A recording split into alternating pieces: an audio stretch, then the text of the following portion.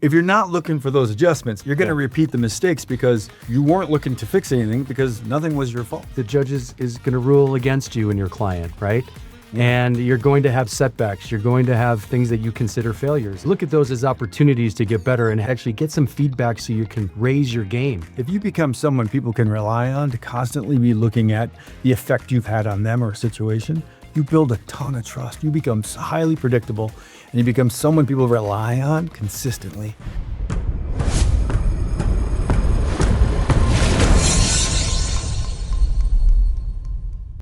Hi, everybody. Welcome to Athletes at Law. I'm Todd Burnham here with Phil McCarthy, and today we're going to talk about your self-assessment. Right. So I want to remind you of our 5-point framework that we like to use. We bring up a dynamic, right, that we've experienced either at work or in sport, how we experience it in sport, how it relates to work, how do we get a rep, like how do we use it and move ourselves forward with it, and then lastly, what gets better when this gets better. So we'll start with that. Good stuff. Self-assessment. God, there's in every setback, there's an initial story. There's a first draft, if you will. Then there's the truth, like what actually happened. And so often we can't get ourselves to the second side of that story, the truth, the perspective of what happened, right? Why do you think that is? Ego, survival, right? Yeah. Survival mechanisms, those initial pieces of, wait, it can't be my fault. Right? Right. So we use our emotions and then we start pushing blame. We start looking for the reasons first, just to distance ourselves a little bit from the pain or embarrassment or, the letdown. Right? But then once we learn to let the emotion down and we get a more clear view on what happened, best high performers at that point settle the emotion and they start looking for the truth. And they start with themselves. And that self-assessment is, what was my actual contribution? What should I take responsibility for this setback? That's part two. Part three is, what's the right adjustment, right?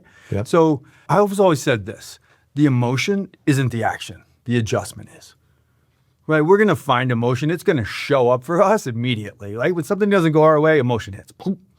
And what we're asking you to consider and get a rep with and play around with today is going to be, how do we work our way through this thing? And how do we put emotion in its place so the actions that follow are the ones that line up with more finding the truth and finding the right adjustment? I mean, Abraham Lincoln was talking about this, centuries ago, right? It's the 24-hour rule. Even then, the emotions are going to take you over initially.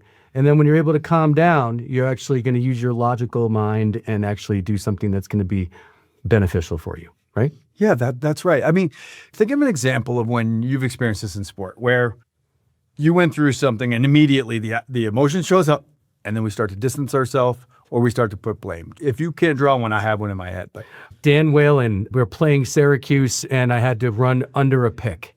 And he was screaming at me. He's like, if Roy Colsey does that, I bet your ass you're going to be running hard, so why aren't you doing it in practice? And immediately I'm thinking, wait a second, man, it's not Roy Colsey. This is practice. You're talking about practice, right? A little AI. And I was upset and I was mad and it was embarrassing. And then, you take a step back and you start thinking like, well, I got to lead by example, man. I mean, these are the things that you do when you want to reach another level. You need someone that's going to push. Right? You're going to find your way to embarrassment if that play didn't work out or you didn't make the right play on a player like that, right? So I think Coach Dan was trying to get you to consider was, the emotion of being embarrassed isn't it. I'm trying to grab your awareness so you can assess the situation, be prepared, and be ready to play that play the right way in the game, right? 100%. We don't go through that great. I had one where freshman year during hockey season, there was a player digging our goalie, and he was known to be a tough player. I was waiting for our D to clear that out or the ref to blow the whistle. The ref wasn't blowing the whistle. The D weren't clearing out the player, and he kept poking the goalie. So I grabbed him, pushed him aside. We each threw punches. And if you know anything about NCAA hockey, nobody gets hurt throwing punches because we've got a cage. It's all buckled in. Looks cool, though. 2 people get thrown out of the game, though. I'll tell you that I learned. Right. And, as I found myself working my way to the locker room, thinking the refs didn't make the call fast enough, that my teammates, the defensemen who were giant, didn't move that player out of the side, I found myself running this process. The emotion showed up. I was a little embarrassed. I was a little hot. I'm now not on the ice. I let my teammates down. So when it settled in the locker room and I let the emotion drop and it was real that I wasn't going back out, I found that what was true and what was my responsibility. I lost my cool. and it cost our team. So those words had to come out of my mouth to get the right rep on this. And then for me to find what was the most important thing, which is the adjustment. All right, next time, what will you do? So in the locker room, I was also like, here's what I'd do next time, right? I'd either back that player out or, get the ref to call it or just freeze that stick. I didn't need to escalate that situation. Does that make sense? Yeah, you're learning through experience. Right? It's good. So once I find the adjustment though, right? So we got to move on to the thing where you're like, I found the adjustment. It's almost like the adjustment is, you communicate that to your teammates. You take responsibility. Raise your hand. Hey, when they came back in the locker room, I was like, this was my fault. I lost my cool. Here's my adjustment, and here's what you can expect to see from me next.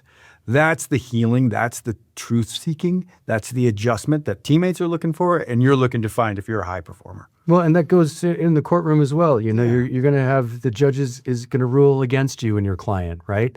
And you're going to have setbacks. You're going to have things that you consider failures. And if you look at those as opportunities to get better and actually get some feedback so you can raise your game, then I think that action of actually thinking differently about that is important as well.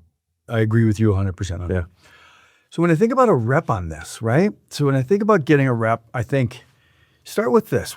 When you face a setback, one, name the emotion. Those show up to help you. Like we get pissed off to protect ourselves. We get embarrassed to protect what we believe about ourselves, right? It's all there to give us feedback and data. But just, I think the easiest thing is, this is what showed up. So I'm just being aware of that. I'm assessing why it showed up. And then I'm going to let it settle itself. Then do one thing. Do this one thing. This is what we all need a rep on. Write down or commit to something that you contributed specifically to make that setback happen. That could have been, I didn't play that practice play the right way before we got to game day. It could be that led to this setback. Okay, so go find one. Search one for yourself. Take responsibility for that. Call that out. And then secondly, we're always looking for some adjustment. The adjustment is the action, not the emotion. Right, and if you don't have the ability to, take the action, you got to surround yourself with people that are going to be honest with you. Yes, that's right. That's right. And that, we're going to have that talk coming up in a week or two, because how important it is to surround ourselves with other people when the self-assessment isn't getting the job done. Right. Yep. So we use both vehicles sometimes. It's good. Yep. And then what gets better when this gets better? You made a bad play. You settled yourself. You raised your hand and said, here's what I did. Here's my contribution to this setback. And also here's my adjustment. What gets better when you start doing stuff like that? I mean, that's a habit, and I think when you start looking at your part, you're going to have a shorter period of that transition to understanding that you did have a part, right? Where eventually you're going to find out, unless we keep repeating the same problems over and over again and getting the same result, right? Yes. Definition of insanity. Yes. If we keep doing that over and over again and we don't learn, then you better surround yourself with people that are going to help you. Otherwise, you're just spinning. You're going nowhere. Right? If you're not looking for those adjustments, to your point, you're going to repeat the mistakes because, listen, you weren't looking to fix anything because nothing was your fault. And if you want to grow any business, right? Yeah. Then that is a key indicator of your ability to grow, is your ability to have constructive feedback for yourself. There's a form of metacognition here of thinking about 100%. How you think and getting that mind and that your mindset to be looking at things in a positive way is so important. Even if you don't believe it, train yourself to start faking it until you make it. And that's what was the one thing that I did. That's metacognitive, right? Because you have to start breaking down what really happened and taking responsibility. And a lot of us, we need to work on this. Yeah, well, I do. I mean, all of us all the time. We all have patterns, right? And so unless you're in a situation that's going to be, traumatic, that things change, right?